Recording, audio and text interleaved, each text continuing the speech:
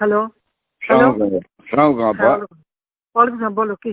জি আপা, ঠিক আছে, আমি দেখি কায়সারের সাথে আমি কথা বলবো। হ্যাঁ, টেনশন করার কিছু নাই, ইনশাল্লাহ সব ঠিক হয়ে যাবে। দর্শক, আওয়ামী লীগ আর বিএনপি ঐক্য হয়ে যাচ্ছে, কি শুনতে অবাক লাগছে? না, সম্পূর্ণ ভিডিও দেখলে আশ্চর্য হবেন, অবাক হবেন। চ্যানেলটি সাবস্ক্রাইব করবেন আর ভিডিওতে একটি লাইক দেবেন।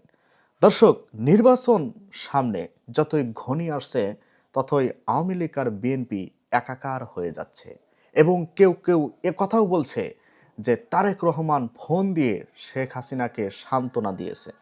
আসলে ঘটনা কতটুকু সত্য?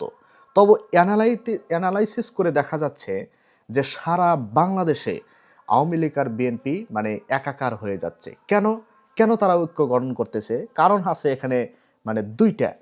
এক নাম্বার কারণ হলো বিএনপি চাচ্ছে যে আগামী নির্বাচনে আওয়ামী লীগের যে 20-30% ভোট আছে, এই ভোটগুলো মানে 20% যদি থাকে সারা বাংলাদেশে, এই ভোটগুলো বিএনপি টানার জন্য মানে চেষ্টা করতেছে। যে কারণেই সারা বাংলাদেশে আওয়ামী লীগের বড় বড় দোসরদেরকে বিএনপি তারা শেল্টার দিচ্ছে এবং তাদেরকে নিয়ে মিছিল মিটিং মানে নির্বাচনী প্রচারণা শুরু করে দিয়েছে। এই যে একাকার হয়ে গেছে। এবং দ্বিতীয়ত হলো যে বিএনপি ভাবছে যে এইবার যদি বিএনপি কোনোভাবেই যদি ক্ষমতায় আসতে না পারে, তাহলে বাংলাদেশের ইতিহাসে আর কোনোদিন ক্ষমতায় আসতে পারবে না। আর যদি একবার যদি ইসলামী দলগুলো যদি সরকার গঠন করে, তাহলে দেখা যাবে যে আর কোনো দিনও অন্য কোনো বামপন্থী দলগুলো এবং এই আওয়ামী লীগ বলেন, বিএনপি, জাতীয় পার্টি যাই বলেন, তারা কোনোদিন ক্ষমতা আসতে পারবে না। কারণ ইসলামী দলগুলো আসলে তারা চাঁদাবাজি বন্ধ করবে, তারা ঘুষ খাবে না। সারা বাংলাদেশ 5 বছরে দেখবেন সোনার টুকরে পরিণত হয়ে গিয়েছে।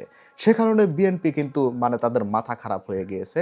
যে কারণে আওয়ামী লীগের এই 20-30% ভোট, আমি ধরে নেই যদি 20%ও ভোট থাকে, যদি তাও নেই 15%ও যদি ভোট থাকে, এই 15% ভোট যদি তারা টানতে পারে সম্পূর্ণ, তাহলে তারা সরকার গঠন করতে পারবে। এই পরিকল্পনা নিয়েই কিন্তু আওয়ামী লীগ আর বিএনপি দুটি একাকার হয়ে যাচ্ছে।